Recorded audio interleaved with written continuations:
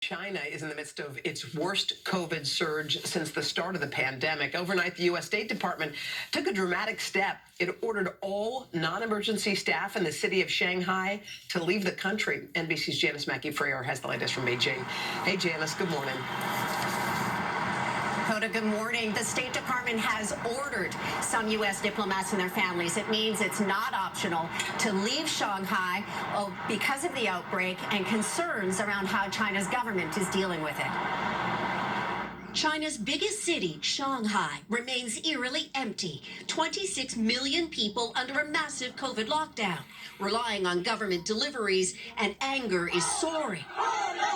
Social media showing videos of protests over food and medicine, a supermarket ransacked, and a building where residents have been locked down for 2 weeks. They shout, "We only want supplies. Why are you beating people?" At night, the echoes of people crying out from their windows for help. With the Omicron variant surging here, China is tightening its strict zero COVID rules to contain what is now the country's worst outbreak ever. Tens of thousands of asymptomatic people being corralled into mass quarantine centers. In some cases, children have been separated from their parents, triggering public outcry. American Josh Vaughn got swept up in the dragnet. He's trying to keep his business going from a hospital. This is the hardest thing I've ever done in my life.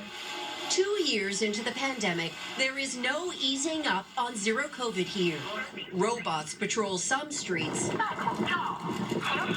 reminding people to wear masks. Here in Beijing, even when there's one case, an entire neighborhood is blocked off.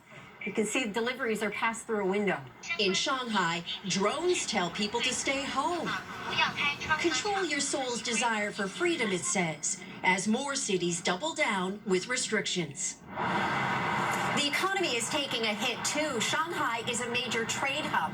The port is one of the biggest in the world, and there are hundreds of cargo ships that haven't been able to dock. Add to that factories have had to close down under zero COVID, and there are real concerns about the ripple effect this lockdown is going to have on the global supply chain. Yeah. Hoda? All right, Janice Mackey-Frayer for us. Janice, thank you.